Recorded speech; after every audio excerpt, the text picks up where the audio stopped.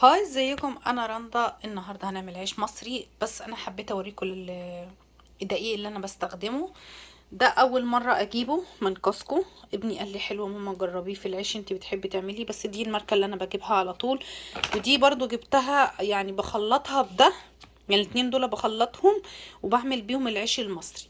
هبدأ دلوقتي نشتغل مع بعض، بس انا حبيت اوريكم ده الدقيق اللي انا بستخدمه. الازرق ده انا لسه اول مرة هستخدمه، فهستخدم الازرق والاحمر. دول التلاتة دول هتلاقوهم في كاسكو. نيجي مع بعض دلوقتي نبدأ العيش المصري. طيب هنا هنحط كوبايتين دقيق من اللي هو الاحمر، اللي هو كامل في كل حاجة، الردة بتاعته عالية. هنحط كوبايتين بالكوب المعياري.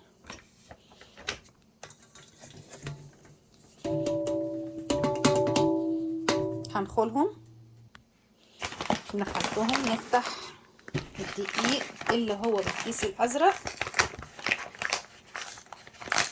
الكبير. الشكارة البيضة اللي انا بجيبها دي لجميع الاستخدامات، انا بستخدمها في كل حاجة.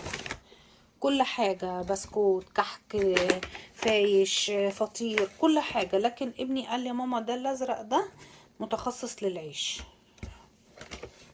فانا هنجرب مع بعض نفس الكوبايتين.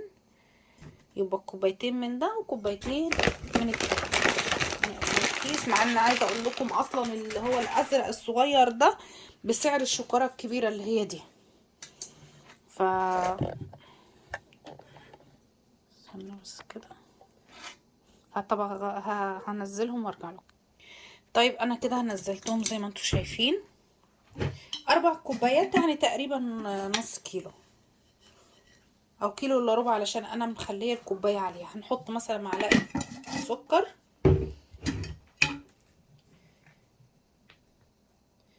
رشه ملح ابيض،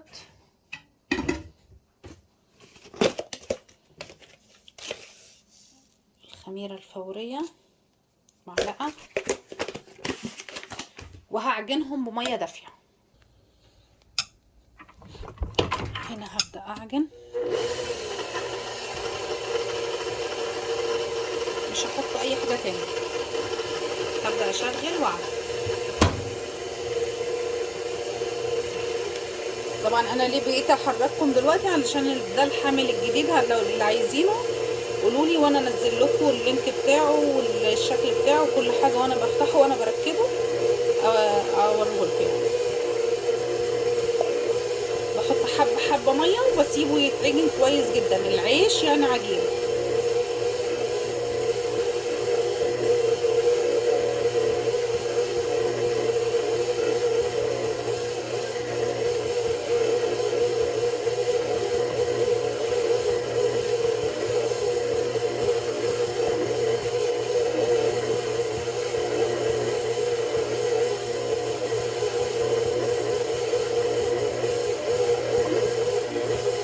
في دقيق بياخد ميه كتير وفي دقيق لا، ده انا حاسه هياخد ميه معايا، مش عارفه ليه، لان انا الكوبايه دي انا ما بخلصهاش.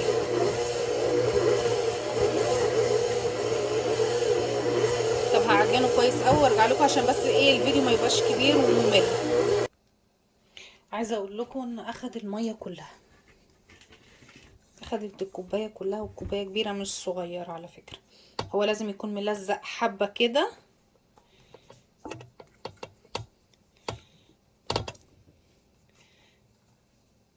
كده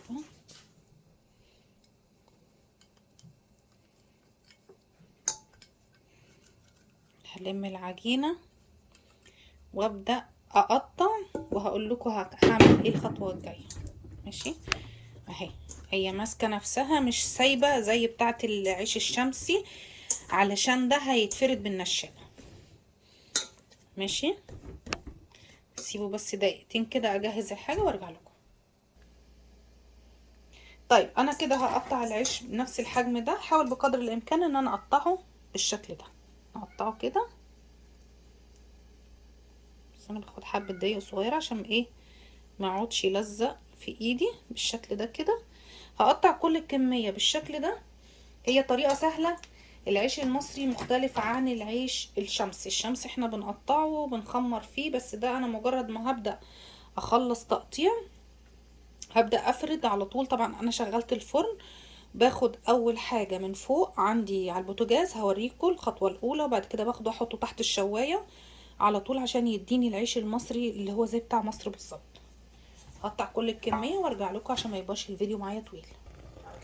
طيب هنا انا هفرد العجينه، وهنا الصاجه دي بتبقى في البوتاجاز نفسها، ولعتها علشان تاخد السخونه كويسه، وفي نفس الوقت ولعت الفرن تحت.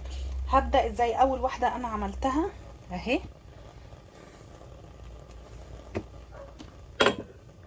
وابدا افرد. استنى بس افتح دي كده عشان ايه الدنيا واسعه.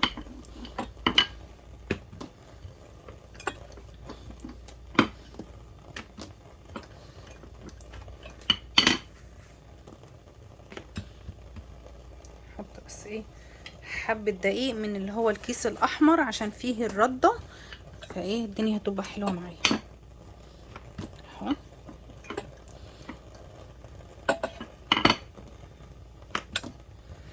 مش هرقه قوي، مش هخليه تخين قوي.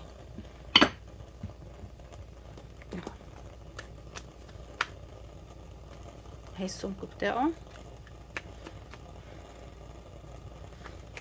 هحطه عشان يتشمع، وبعد كده هجيب طاسه صينيه احطها تحت الشوايه.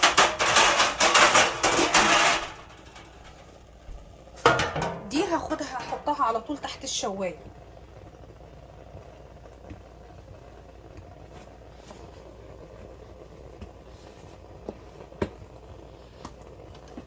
افرد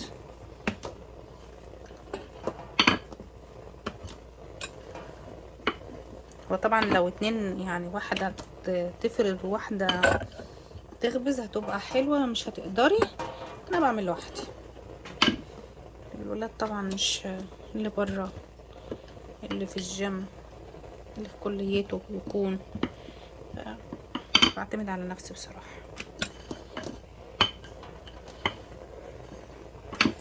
شايفين هو كده.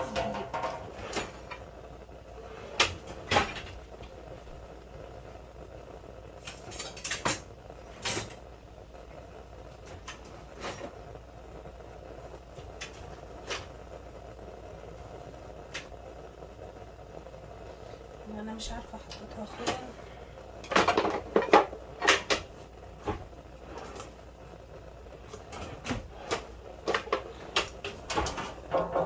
هبدي بقى كده بحط هنا، باخد دي احطها وانزل على الشوايه تحت خالص،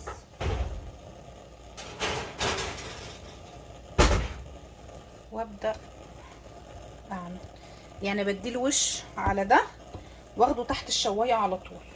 فاهمين قصدي؟ ان الشوايه بتاعتي انا تحت خالص خالص خالص في الدرج الاخير بتاع البوتاجاز، فاللي هو ايه ظهري بعد بيت ما بخلص بيكون ظهري بيقول لي ارحميني. هي معكساني بس البتاع اللي معاكسني البتاع الحامل، مش عارفه افرد منه ولا عارفه شو، بس ده ارحم من اللي انا كنت بعمله في الاول. نبقى صراحه مع بعض. بصي كده زق دي كده عشان تتشمع حلو. اخد دي كده احطها، اخد دي بقى اتشمعت من تحت اخدها احطها. تعالوا بقى اوريكم. شايفين هو بيتنفخ كده، تشمعيه وتسيبيه يتنفخ تحت الشوايه. تمام. طبعا انا مش هقدر اوطي كتير كده عشان ظهري، فهعمل الكميه بالطريقه دي وارجع لكم واخلص خالص وارجع لكم. عايزه اوريكم بس هو بيتنفخ. شايفين اللي جوه ده بدأ يتنفخ.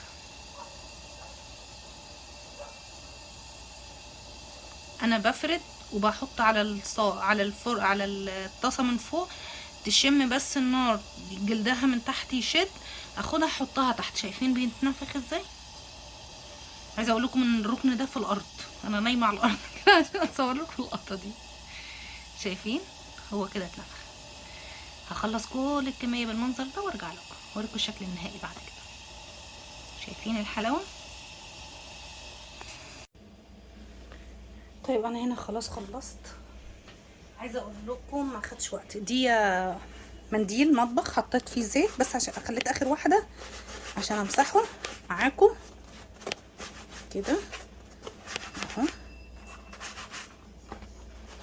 كده اكون خلصت كل العيش اللي انا عملته وقطعته. هقول لكم بالظبط اخد وقت قد ايه عجين وخبيز وكل حاجه. طبعا انا قطعته وخبزت على طول ما بخليش. اخد بالظبط 45 دقيقه يعني ساعه الا ربع. قطعته عجنته الاول وبعد كده رحت مقطعاه قد البرتقانه او قد اللي انت الحجم اللي انت عايزاه. يعني هو الرغيف هنا حلو قوي بصوا يعني كبير اهو اهو. تاخدي وشه الاول على البوتاجاز وكله مفتح، مفيش واحد ما اتفتحش. اتفتح سر ان هو يتفتح. بصوا انا مش عايزه افتح عشان ايه، هخليه كده. اقول لكم اقطع لكم واحد.